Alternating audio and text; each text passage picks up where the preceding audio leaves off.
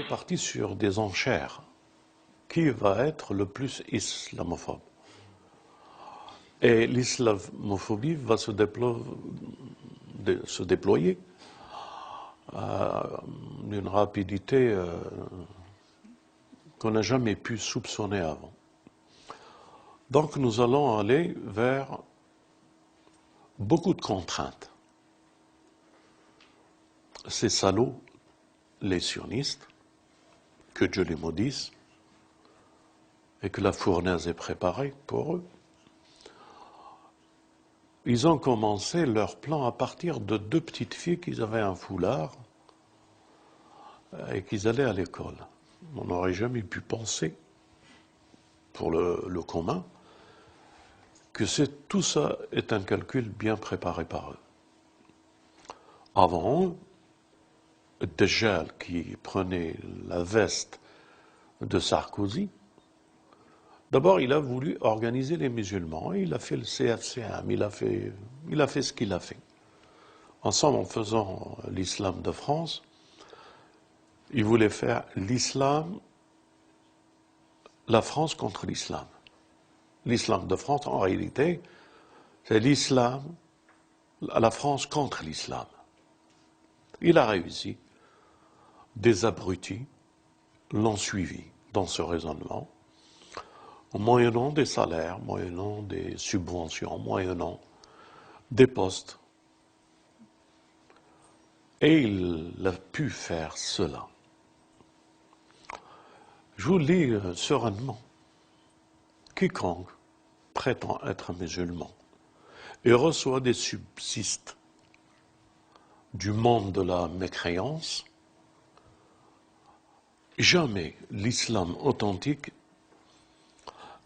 un infidèle, c'est-à-dire un non-croyant, je ne parle pas un infidèle, je ne veux pas dire un chrétien ni un juif, que ce soit clair. Je veux dire un infidèle à l'islam, un ennemi de l'islam, ne peut construire un islam. Quelle aberration de ces musulmans ont cru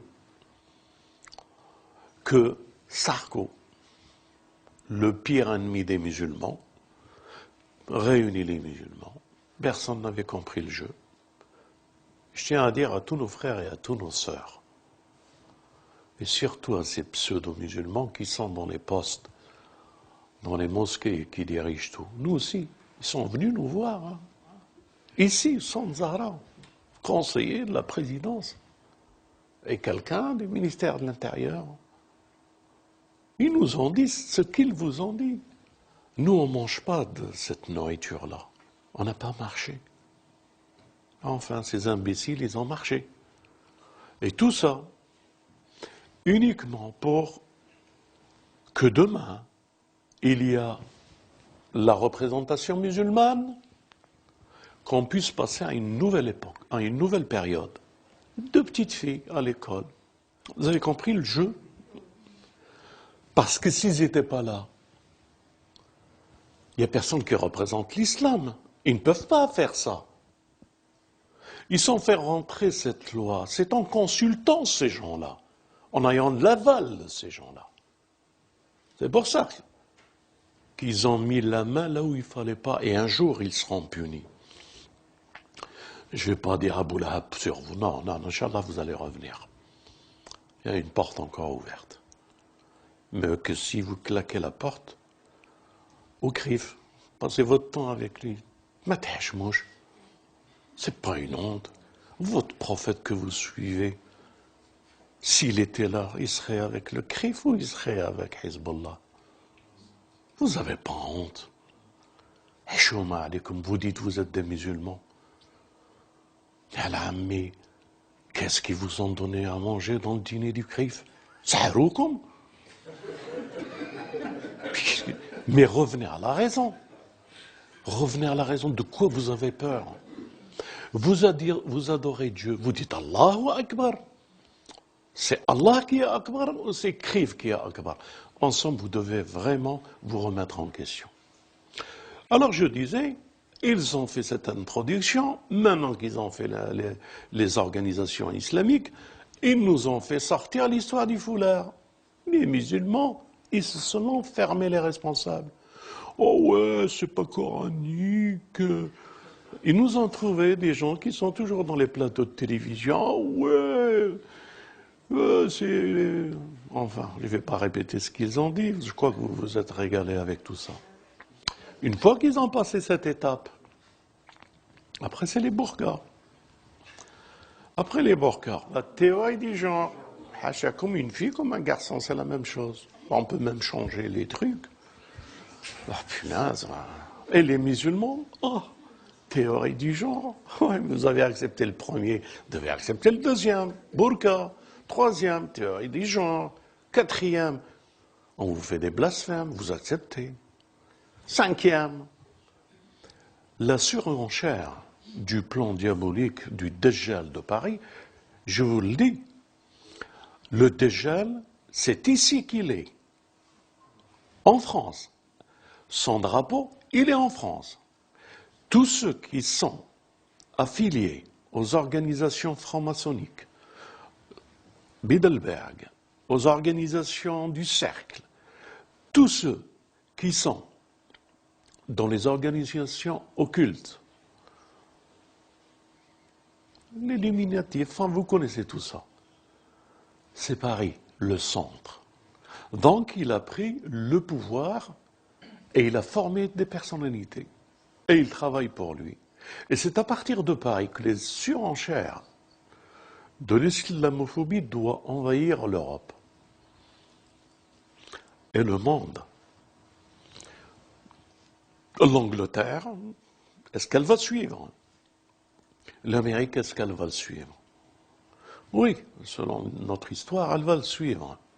Mais ici en France, eh bien, pauvre, le malheur, ce sont ces organisations qui se disent musulmanes. Parce que s'il n'y avait pas eux, avant, on vivait ensemble, on vivait normalement.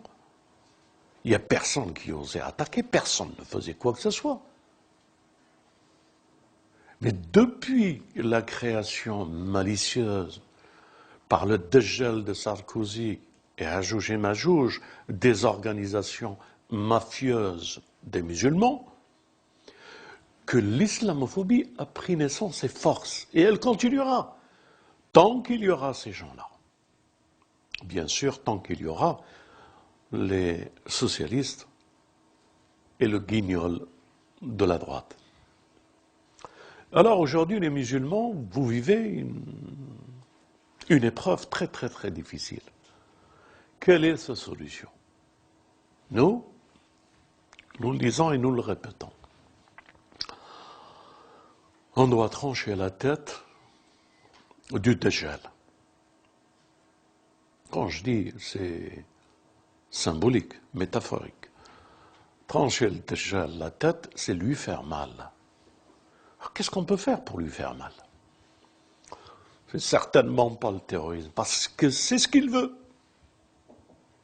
Affaiblir les esprits faibles des musulmans pour qu'ils vont se faire éclater parmi les gens, des Français, innocents. Et le Dajjal, il aura gagné son pari. Un conflit, une guerre mondiale, contre l'islam. Nous, on veut empêcher cela. Et c'est certainement pas en répandant du sang ici en France que nous réussirons à vaincre nos ennemis. Mais bien le contraire. C'est ce qu'il ne veut pas. Avez-vous vu quelqu'un qui n'est pas franc-maçon ou qui ne fait pas partie de cette équipe sur les plateaux de télévision? Non. Je ne vais pas vous dire des noms, mais cherchez, vous verrez. Tous ceux qui sont invités dans les plateaux de télévision font partie de la franc-maçonnerie.